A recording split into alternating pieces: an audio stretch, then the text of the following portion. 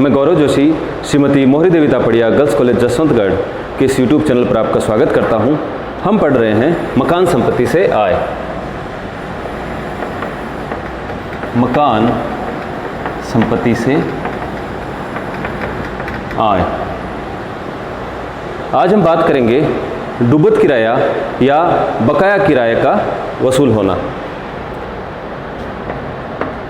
डूबत किराया अथवा बकाया किराया, बकाया किराए की राशि वसूल होना। अगर गत वर्ष में करदाता को डूबत किराए या बकाया किराए की राशि वसूल होती है तो ऐसी राशि करदाता के लिए गत वर्ष में कर योग्य होती है और ऐसी राशि मकान संपत्ति से आय शीर्षक के अंतर्गत कर योग्य होगी। डूबत किराए का मतलब किराएदार ने किराया नहीं चुकाया और उस किराए के प्राप्त होने की संभावना भी नहीं थी और इस संबंध में जो करदाता है उसने कुछ कानूनी कार्यवाही भी की किराएदार के विरुद्ध, लेकिन ऐसा डूबत किराया जो गत वर्षों में वसूल नहीं हो पाया था वो किराया अब गत वर्ष में जो है किराएदार को करदाता को किराएदार से प्राप्त हो जाता है। बकाया किराया किसी पुरानी तिथि से अगर किराए की राशि बढ़ा दी जाए तो वो बढ़ी हुई राशि अगर गत वर्ष में प्राप्त होती है तो वो बकाया किराए की राशि कहलाती है। पुरानी तिथि से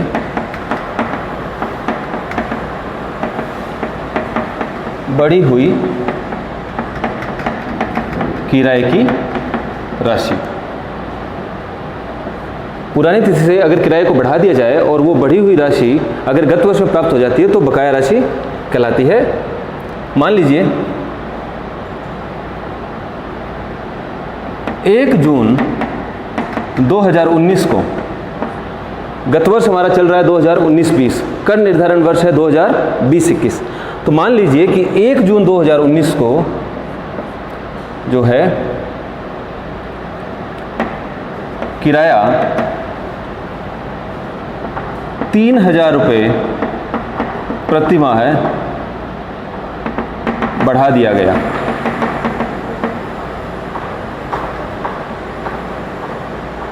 जो किराया है, किराया था 10,000 रुपये और 1 जून 2019 को जो किराया है वो 3,000 रुपये प्रति माह बढ़ा दिया और जो ये बढ़ोतरी है ये लागू होगी 1 अप्रैल 2018 से। किराए की राशि है 10,000 रुपये प्रति माह। 1 जून 2019 को किराया 3,000 रुपये प्रति माह बढ़ा दिया गया और जो ये बढ़ोतरी है ये लागू होती है 1 अप्रैल 2018 से। तो अब 1 अप्रैल 2018 से 31 मार्च 2019 गत वर्ष का 1 अप्रैल 2018 से 31 मार्च 2019 ये जो गत वर्ष का किराया जो गत वर्ष से पिछले वर्ष में, यानी अभी जो गत वर्ष चल रहा है वो चल रहा है 2019-20, जो वर्तमान गत वर्ष है वो है 2019-20। इस गत वर्ष में इसके पिछले गत वर्ष का 2018-19 का जो भी बकाया किराया प्राप्त होगा, 3,000 रुपये प्रति माह बढ़ा दिया गया तो 12 महीनों का, पहले किराया 10,000 रुपये वसूल किया जाता था, अब किराया 3,000 रुपये प्रति माह बढ़ाया है पिछली किसी तिथि से, पिछली तारीख से। तो पिछले वर्ष का 12 महीने का किराया जो 36,000 रुपये उसको जो जून में प्राप्त होगा या गत वर्ष 2019-20 में प्राप्त होगा, ये किराया बकाया किराया कहलाएगा। तो अगर करदाता को गत वर्ष में कोई डूबत किराए के संबंध में या बकाया किराए के संबंध में कोई राशि वसूल होती है तो वो राशि गत वर्ष में करदाता के लिए मकान संपत्ति से आय शीर्षक के अंतर्गत कर योग्य होती है। इस प्रकार की वसूली में से जो डूबत किराए के संबंध में या फिर बकाया राशि जो वसूल हुई है उस राशि में से वैधानिक कटौती जो स्टैंडर्ड डिडक्शन है 30% वो दे दी जाती है। पहला है डूबत किराया या बकाया किराए की कर योग्य राशि में से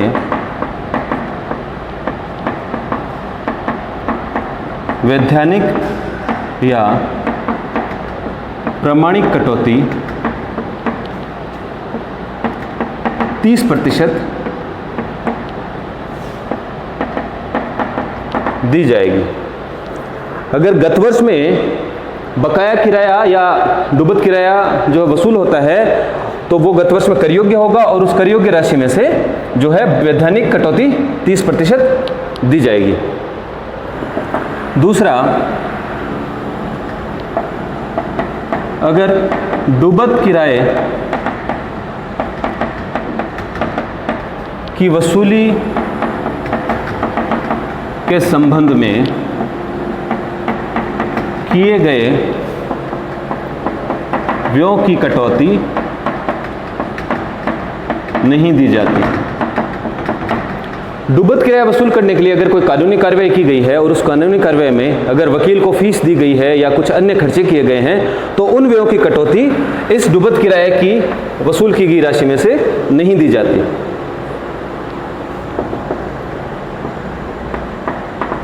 डूबत किराए या बकाए किराए की राशि के लिए मकान का स्वामित्व आवश्यक नहीं।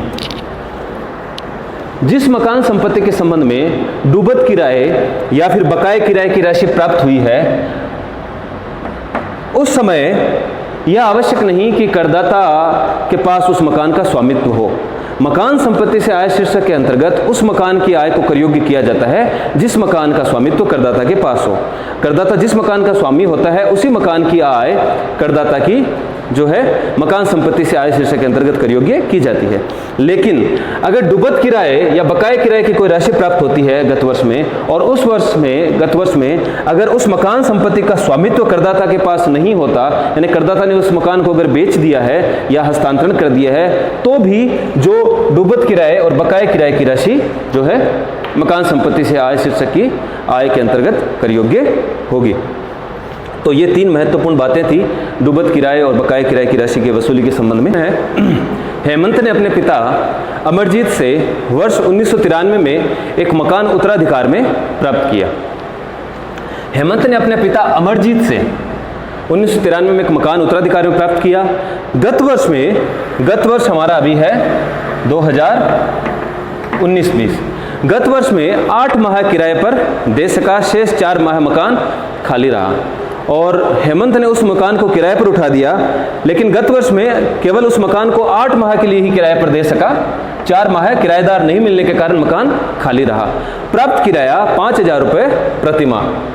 किराएदार द्वारा चुकाया गया कर, अब उस मकान संपत्ति के संबंध में कुछ सूचनाएं दी गई है कि उस मकान के लिए जो किराएदार द्वारा नगरपालिका कर चुकाया गया वो था 5,300 रुपये। ये नगरपालिका मूल्य का 10% है। किराएदार द्वारा चुकाया गया अग्नि बीमा प्रीमियम, उस मकान के संबंध में जो अग्नि बीमा प्रीमियम चुकाया गया वह था 1,300 रुपये। मकान के नवीनीकरण हेतु हेमंत द्वारा लिए गए ऋण पर गत वर्ष का ब्याज। अभी मकान का स्वामी है हेमंत अमरजीत का पुत्र है, तो हेमंत द्वारा लिए गए ऋण पर गत वर्ष का ब्याज। हेमंत ने नवीनीकरण के लिए ऋण लिया था और उस पर जो गत वर्ष का ब्याज था वो था 12,000 रुपये।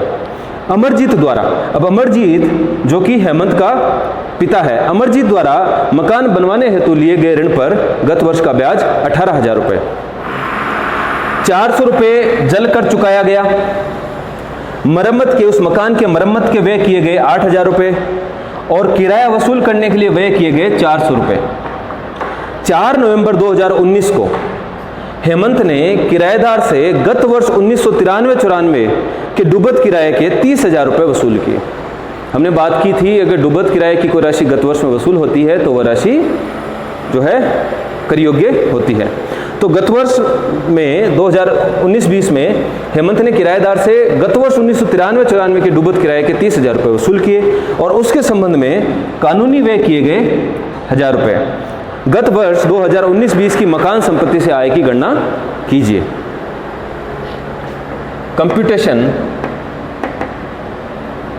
Computation of taxable income from house property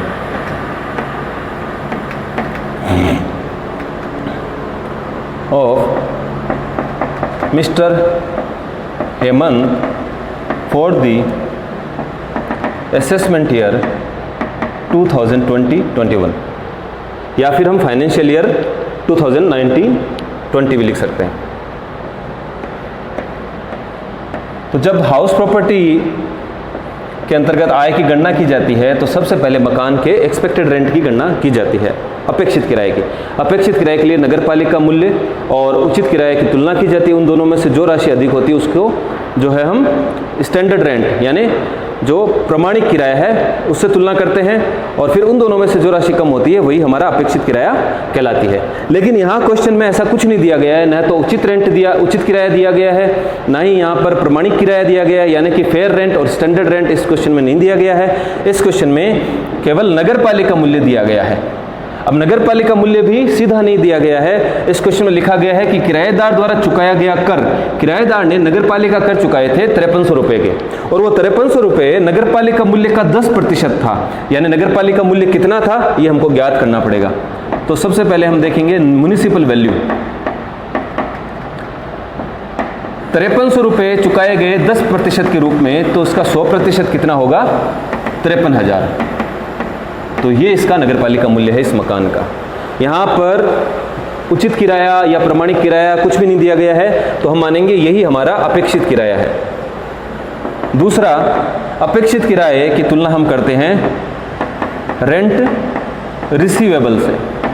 rent receivable में भी कुछ समायोजन किए जाते हैं, व्ययों के संबंध में, स्वामित्व के संबंध में, यानी अवधि के संबंध में और व्ययों के संबंध में कुछ समायोजन किए जाते हैं। लेकिन यहाँ पर इस क्वेश्चन में ऐसा कुछ भी नहीं है, तो हम रेंट रिसीवेबल जो है पूरा 12 महीने का लेंगे।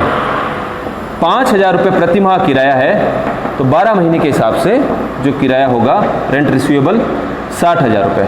अब हम तुलना करेंगे इन दोनों की और इन दोनों में से जो ज़्यादा होगा विच एवर इज हायर, जो राशि इन दोनों में से ज़्यादा होती है वही हमारा, हम उसको जो है सकल वार्षिक मूल्य की गणना के लिए अलग कर लेते हैं। विच एवर इज हायर 1 और 2, इन दोनों में से 60,000 की राशि अधिक है। अब अगर पिछले वर्ष, गत वर्ष अगर मकान किराएदार न मिलने के कारण खाली रहा है तो उस खाली रहने की अवधि के किराए का समायोजन किया जाता है, यानी खाली रहने की अवधि के किराए की कटौती दे दी जाती है। तो लेस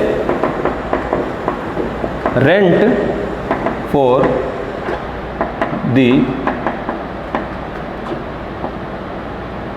वैकेंसी पीरियड, और ये जो खाली रहने की अवधि के किराए की छूट दी जाती है वो वास्तविक किराए के आधार पर दी जाती है।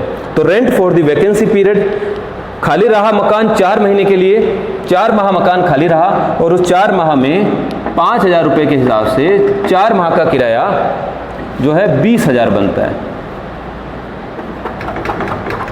जल कर जो चुकाया था ये यहाँ लिख देते हैं 400 रुपये, 20,000 बनता है, तो 20,000 के किराए की कटौती दे दी जाएगी। तो ग्रॉस एनुअल वैल्यू यहाँ पर आएगी GAV, gross annual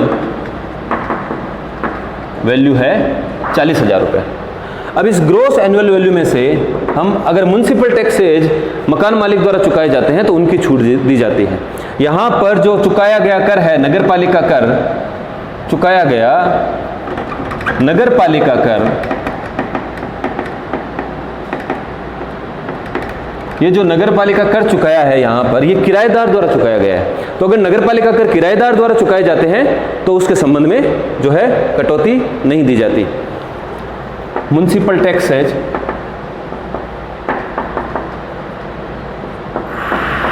not allowed, ये अलाउ नहीं होंगे पेड बाय टेनेंट किराएदार द्वारा चुकाए गए हैं। हाउस ओनर द्वारा अगर चुकाए जाते तो इनकी कटौती दे दी जाती, तो इसकी कटौती नहीं दी जाएगी। तो नेट एनुअल वैल्यू आती है 40,000 रुपये। नेट एनुअल वैल्यू आ रही है 40,000 रुपये। अब इस नेट एनुअल वैल्यू में से दो कटौतियां दी जाएंगी। पहली स्टैंडर्ड डिडक्शन और दूसरी इंटरेस्ट की। ये अंडर सेक्शन 24A है, ये इंटरेस्ट है 24B। ये दी जाएगी 30%। Standard deduction net annual value का 30% दिया जाता है, तो इसका 30% हो जाएगा 12,000 रुपये।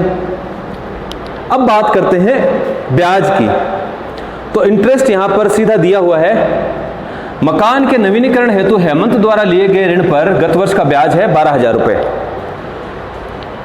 और अमरजीत द्वारा मकान बनाने हेतु लिए गए ऋण पर गत वर्ष का ब्याज है 18,000 रुपये। गत वर्ष का ब्याज दिया गया, तो जो ऋण मकान मालिक के द्वारा लिया गया है केवल उसी ऋण पर ब्याज की कटौती स्वीकृत की जाती है। तो अभी वर्तमान में जो मकान का मालिक है वो हेमंत है, तो हेमंत द्वारा लिए गए ऋण पर ही ब्याज की कटौती दी जाएगी, न कि अमरजीत द्वारा लिए गए ऋण पर।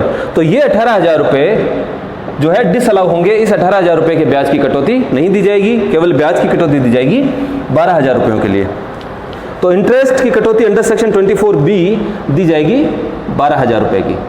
तो ये 24,000 रुपये इसमें से घटा दिए जाएंगे और 16,000 रुपये जो है income from let out house,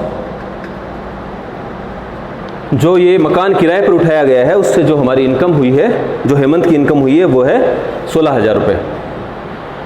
और भी कुछ चीज़ें यहाँ पर दी गई है। चुकाया गया जल कर, तो नगरपालिका कर के अलावा जो भी कर जो स्थानीय सत्ता के द्वारा लगाए जाते हैं उनकी कटौती स्वीकृत नहीं की जाती, केवल नगरपालिका करों की ही कटौती दी जाती है।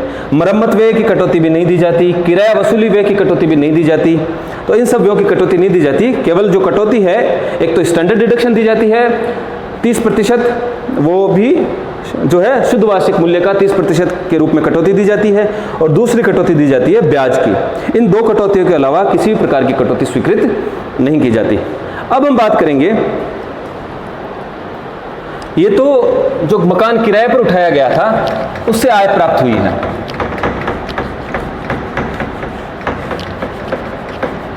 अब जो इसी को आगे करते हैं, इसी को आगे बढ़ा। अब अनरियलाइज्ड रेंट रिकवर हुआ है।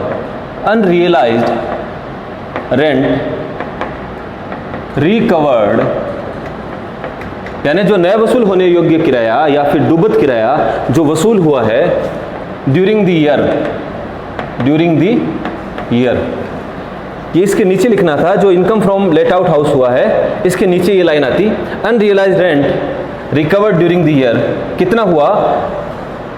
जो 4 नवंबर 2019 को हेमंत ने किराएदार से गत वर्ष 1993-94 डूबत किराए के 30,000 रुपये वसूल किए। जो अनरियलाइज्ड रेंट रिकवर हुआ है पिछले वर्ष में 30,000 हुआ है।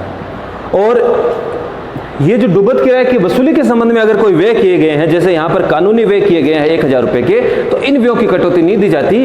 केवल जो डूबत किराए की राशि वसूल हुई है उसमें से स्टैंडर्ड डिडक्शन दिया जाता है 30%, standard deduction at the rate 30%। तो इसका 30% दे दिया जाएगा 9,000 रुपये। और ये जो 21,000 है 21,000 इस राशि में 16,000 की राशि में जोड़ दिया जाएगा। जो मकान संपत्ति से आय हुई है 16,000 की, और 21,000 की आय है डूबत किराए से, जो डूबत किराए की वसूली हुई है वो है 21,000 की। 30,000 रुपये की वसूली हुई थी, लेकिन 30,000 में से 30% स्टैंडर्ड डिडक्शन दे दिया गया। तो मकान संपत्ति से जो कुल आय हुई है वो हुई है 37,000 रुपये की। Income taxable income from house property. तो तो आज के लिए इतना ही। इस वीडियो को लाइक कीजिए, शेयर कीजिए, हमारे YouTube चैनल को सब्सक्राइब कीजिए। धन्यवाद।